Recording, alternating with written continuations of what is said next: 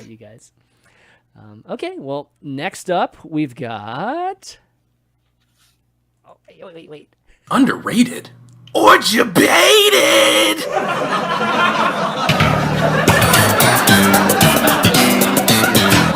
All right, we've got underrated and Jebaited. Because I can't hear it, I don't know I want to if it's hear the happened clip. or I have not, to so I'm just send kind of these to you. waiting, I'm like- eventually Yeah, gonna be able to plug Has it it in. I done just it wasn't yet? able to do it, but I'm gonna have to plug these in for you guys to hear because Yeah, crack I want to me hear up. it. This week we've got one that Allie's picked, which Yeah, is okay. Spirit Singer Umbra. So I was I was doing an arena run, and I got Umbra in my deck. And I don't know, like there were just really clutch moments. I had like a couple of Mistress of Mixtures in the deck as well. I forget, it was a couple weeks ago, so I forget the other ones. But I just remember it sticking out to me like, oh, the Umbra was actually like kind of clutch. And I was thinking maybe with some of the new death rattles coming out in the new expansion, like a 4-mana 3/4. Actually, I guess I should, if you don't know what the card is, I should say it. It's 4-mana 3/4. After you summon a minion, trigger its death rattle effect. Just in case you didn't know, I think potentially with some of the new death rattle cards coming out, it could actually be kind of good. I don't know, but yeah, I thought it's a little underrated, so I thought we should talk about it. I mean, there's like I think in Priest it could definitely potentially see some play in the future. Like I'm actually optimistic that Quest Priest could be good in the future. That's me too. And this is really good with like the maybe we're getting too excited, but wow. but it has like the 1-mana 1/1. Is it Grimscale Oracle? No, that's a Murloc. Crystalline Oracle. Crystalline Oracle. Yeah, there we go. Yeah, and then like Shifting Shade, like value creating 3-drops. Like this wouldn't even be bad with the 3/1. Right? And like a 4-mana 3/4 in stats isn't even that bad. True. Yeah, and then we were saying earlier, obviously Hunter has a lot of good death rattles. Yep.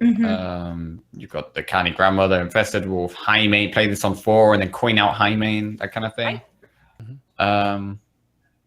So yeah, definitely potential there. I think there's potential. Yeah, I think they're for sure. Priest is I think the most obvious candidate for it. I wonder if they'll like start death rattle for classes that have not historically had any, like Warlock and Druid and classes like that, right? Like it would be. I'm curious because this kind of card is one that needs parts, right? And if you can get the right parts, then it's going to be extremely good. And it almost could have. Oh, sorry. No, go ahead. No, it's just like if those classes that could use some help, could get some death rattle too. That this card would be interesting or could be played. It almost could have worked in like older Zoo with like Nerubian Egg and stuff like that. Like I don't know, maybe it's too expensive at that point, but like maybe in a Zoo deck potentially it could work. We do have eggs. We do have some big eggs on there. Yeah, you do have Devil's Thor Egg. You have you also have it's the 1/1 that summons a 5/5. The Faceless Summoner. No, yeah, Faceless Summoner, and then you have the 6/6. Oh, is that the Mage card? So yeah, Faceless Summoner is the Mage card. I can never remember the name of all the stuff. No, it's face. Oh my gosh, Twilight Summoner. Twilight Summoner or. It's Twilight Summoner. Twilight Summoner. I think that's the one. Yeah. But I think this card is actually its effect has the potential to be very powerful. So in a meta where there are lots of strong death rattle effects, I think this could be really good. But currently there are not very many good death rattle minions. Like I was saying earlier. Yeah. But if they have hinted that there will be some new death rattle cards, if those death rattle cards are strong, then Umbra could potentially see some play. Umbra's nice too because. Devolve can be such a real big pain for death rattle decks, and this allows you to cash in on it right away, right? So that's nice about this card. I've wanted this card to be good for a long time.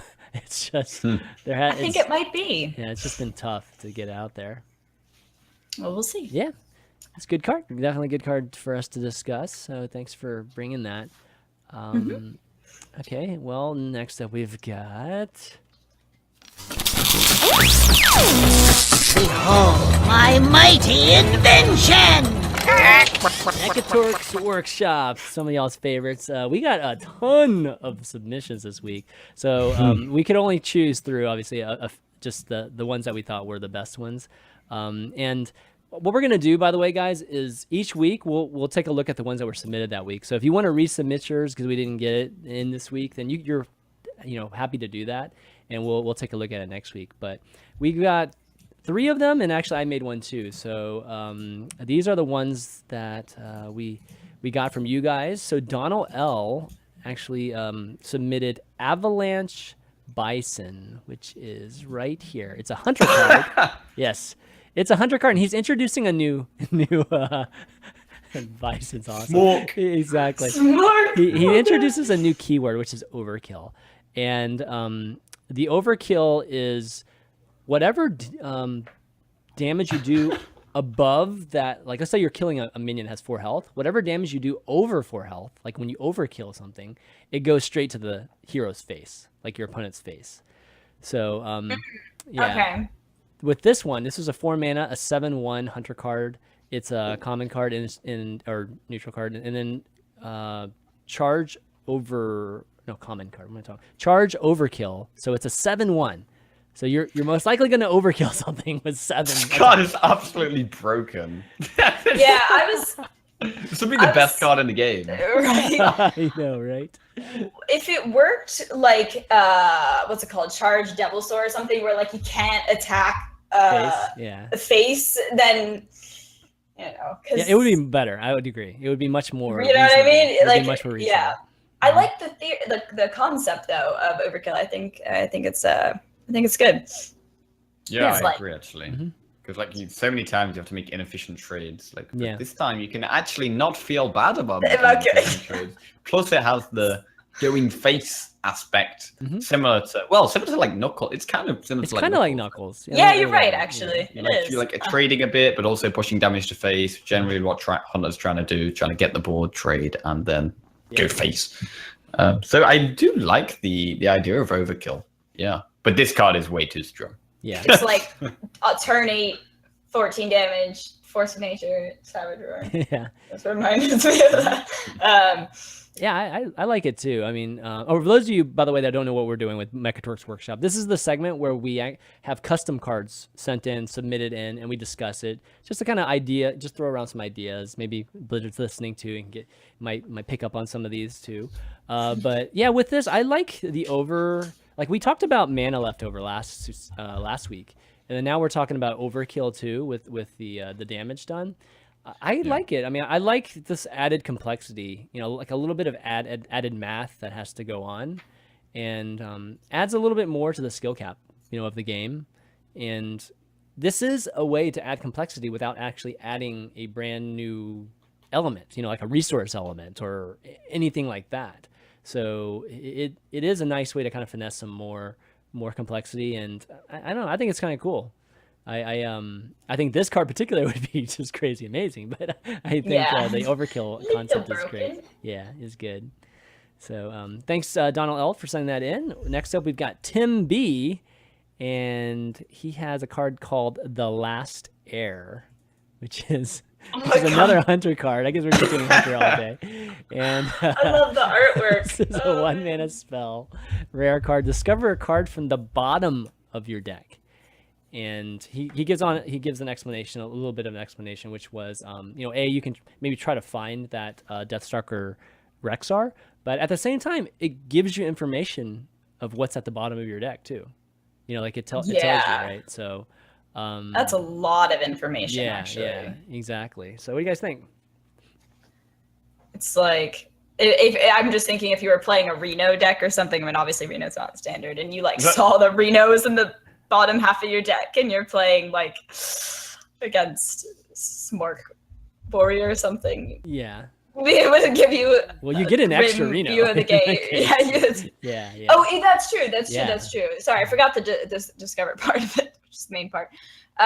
It's interesting. What do you think, Jackie? Yeah, I mean, it's kind of like tracking, but it doesn't discard anything, right? Right.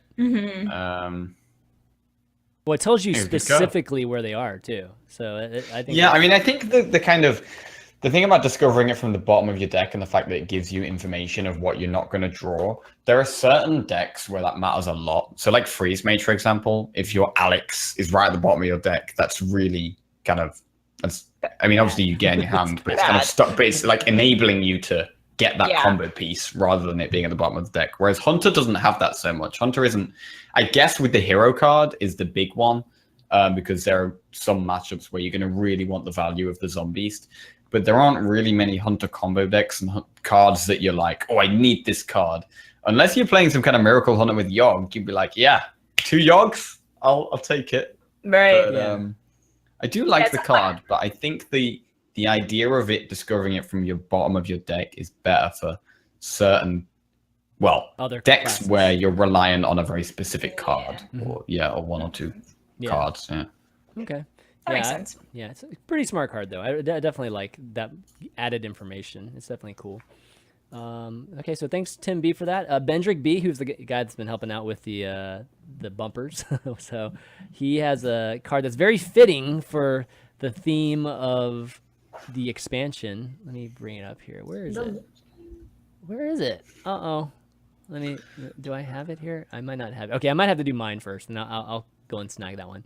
Okay, the one that I made here is called Felceratops, which is a warlock card, and it's a 3-mana 3/3 body epic card. When your hero takes damage, adapt this minion. So this card is so cool. Okay, yeah. So it leads to, I mentioned this last week, and actually me and Jackie talked about it offline once, where it'd be cool if we could get more synergy with damage to the warlock, given that there's so many cards as well as life tap that damage the minion right now. So damage your hero, right now. So if we could get more Mistresses of Pains and something that we had one before that was with Inspire, right?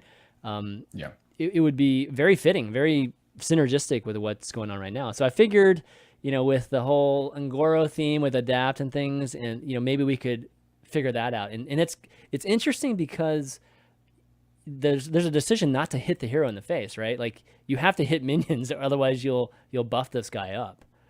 So it's you could even create a taunt right out of that.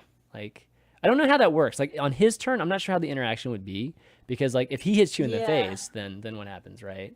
So I mean, I think it would have to be something whenever you take it on your turn, because if it's on their turn and then they attack your face, but you're AFK and you're meant to be you're kind of taking up time on their turn, so that can't really. But I will say at the same time that is an element that I think could eventually be added to Hearthstone, to where like you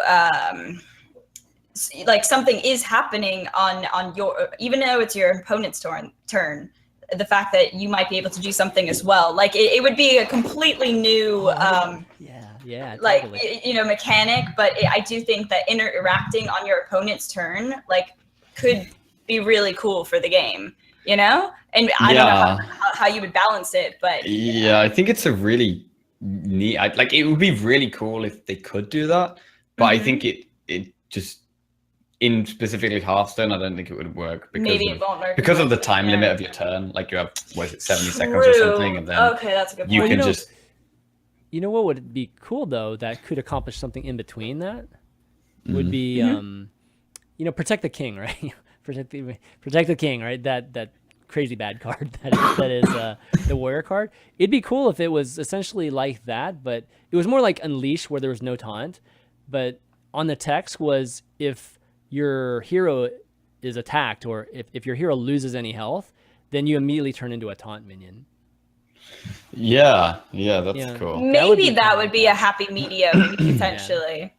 So they're forced to do a particular, So they would want to kill those. Well, they don't have to kill them, but they only get one shot at the hero in the face if they're trying to finish them, right? And it could be reactive in that sense from the text. And you wouldn't have to actually have your opponent do something like UI wise, right? You don't have to. He doesn't have to do anything. The cards automatically do something whenever that happens. So it's kind of a way to do that, but it's still not magic or anything like that. Yeah. Huh. But interesting. I like that. I definitely like the card though. I think it's very good. Yeah, I think it'd be pretty fun. I wonder how big this guy would get. I was trying to figure out what the right body and mana cost would be for it to be, like reasonable and not just completely broken. Yeah, when like turn 5. I mean, you have like life tap, and then I mean, flame imps would be the best things to use with it, right? Yeah, I think so. Because obviously, Hellfire totally. and Fellfire Potion, they're It couldn't probably work. damaging it as well. So it's kind of it's mainly going to be life tap and the flame imps. You do Blood Bloom too, right? Oh, that's Yeah, Oh, Blood Bloom's that'd be really fun. Yeah. This card would be really good though. This card would be Yeah. great. Yeah. Okay, so I got the Lich King here, which was Bendrick's card. It is right here. Here we go. So this is a big boy. It's a non-class card. It's a 10 mana, 10/10 body, the Lich King legendary. Battle Cry, freeze all other minions and gain +1/+1 for each frozen minion. So this is like It's OP. like death. This is like Deathwing on frozen roids. Steroids. Ice Yeah, roids. frozen roids. Oh man. Yeah, I mean I like it. I think it's good. Is it like so it at most it would be a 17. Yeah, 17, 17. correct? 17, imagine So that. 10 mana, 17. That's pretty strong. with all enemy minions frozen. I think it might be a little too. Okay, what if you didn't do the +1/+1? Let's just say you froze. Wait, hang on. I really like the idea of giving a freeze effect to like a neutral card of freeze effect, because obviously freeze is generally something that only Mage has. The only neutral cards is the Frost Elemental and Glacier Shard, which they're really interesting, but there's no kind of reason to put them in a lot of decks other than, I mean, Glacier Shard obviously still playing Quest Rogue, but having something like this where it's going to be fantastic against board flood decks, so like Token Shaman and Aggro Druid and Zoo style decks. Yeah. I think this card is great, and I think it would get I think this would actually be best in Druid rather than any other class because of Druid's kind of lack of AoE and just this is a great card. Monka S, I have a point to say. It was Monka freeze. S. Monka S, it's actually freeze all other minions, not just your opponent. So the biggest it could be 23. Yeah, sorry. Right. Monka S, I said it wrong. I'm sorry. Monka S. Okay, it's even stronger than we thought it was. It's even stronger. So yeah, Wow, it's crazy.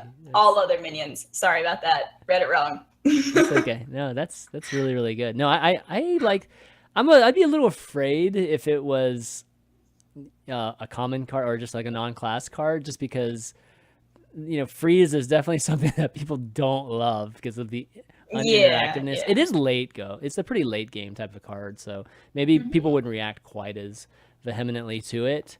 But it's definitely cool though. I definitely like the fact that you can freeze it. I kind of like. I'd like it more if the body wasn't as threatening. Like a 10/10 I think is okay. Maybe a 9/9 or something like that, so that you don't end the game. You know what I mean? Deathwing has a little bit of elements of that, and I think 12 is like a really good number for Deathwing. And in this particular case, I think 10 is good here too, because it's not as good as Deathwing. Deathwing literally kills everything, right? But you lose your hand too, so you don't actually lose your hand with this. So this is really good. One of the best things about this is that there's a lot of late game cards that you can't really play because they don't do anything. Like things like Ysera, it's just like a really big body late in the game, but because it doesn't actually do anything when you play it, your opponent will just ignore it and just hit you in the face. Whereas this is a threatening body while dealing with whatever your opponent has on the board, not killing it, but like stalling for a turn. Yeah. So it's kind of like a scaled down Deathwing. Not quite as dramatic, but still potentially very strong. Yeah. If this was a 5/5, if this was a 5/5, it actually might be reasonable. 5/5. Yeah, the body, because then it would be, you wouldn't be able to play it just in time. Like there's a huge penalty to playing it without a situation. Okay, so yeah, if the original stats were just cheaper, maybe it'd be a little bit more balanced potentially. Or you could maybe 6/6 or something a little bit higher, but I like giving it a downside. Like really, like Deathwing has a downside, right? this needs a downside. It doesn't have a Yeah, downside at all. agreed.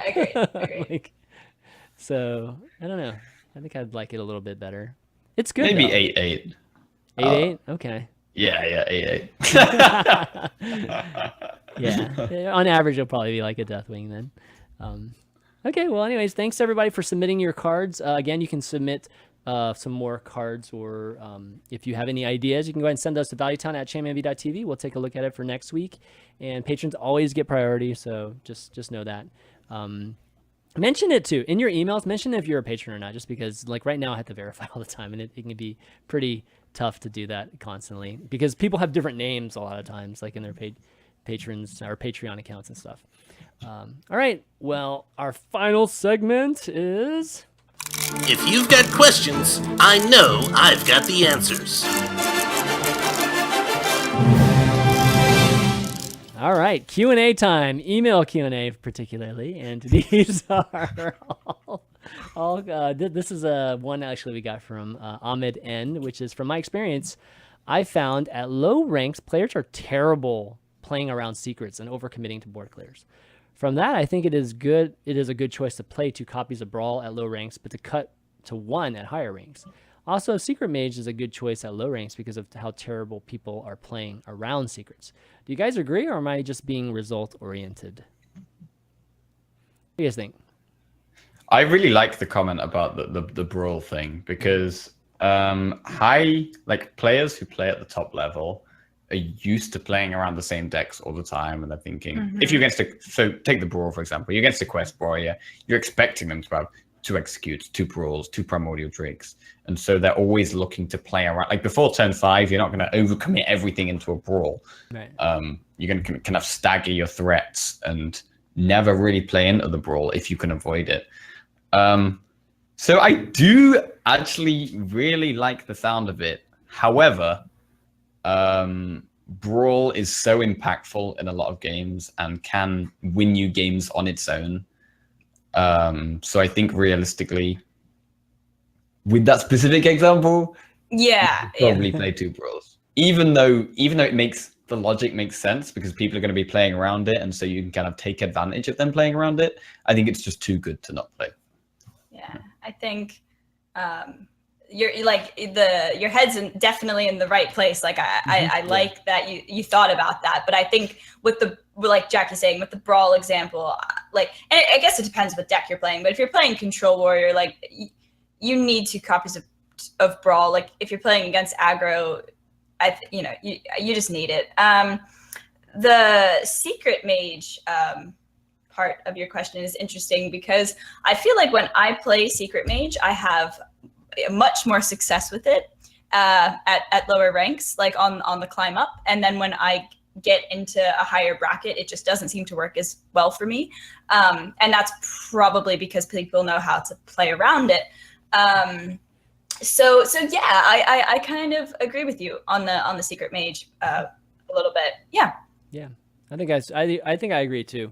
The brawl one, Jackie, I think makes some good points there, and I don't know if I have enough data myself to actually comment on that one. But the Secret Mage, I definitely have done quite a bit at lower ranks, and yeah, people make misplays more often than not against Secret Mage, and you can benefit greatly from those type of misplays where it doesn't happen as much. Secret Mage is actually pretty good even at higher ranks. It's just the mistakes aren't as drastic, so it doesn't end up. I mean, one of the main things is counterspell. Like if you counterspell like the coin or a 1-mana spell, it's really bad. Whereas if you counterspell Nourish, it's probably going to win the game on the spot.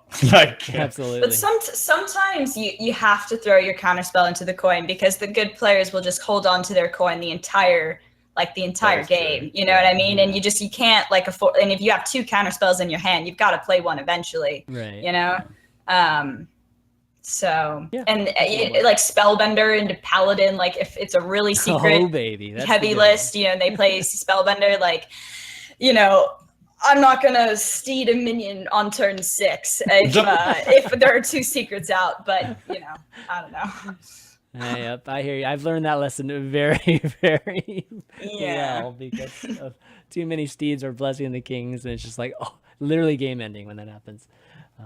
All right. But anyways, thanks for that question, Ahmed. And anybody else that has any questions, go ahead and send those to us again at valuetown.chanmanv.tv. But that's going to be it, guys, for the show. So, thanks for tuning in. Sorry about being a little bit late. Just had a little bit of technical issues coming in here. My new rig, man. It has not been fun getting this new rig going, unfortunately. But hopefully I'll get some more time to tweak some things out. But hopefully you enjoyed these new audio bumpers that we're doing. But why don't we do some shout-outs? Jackie, you want to start us off? Shout out to Fate Karma, supporting us.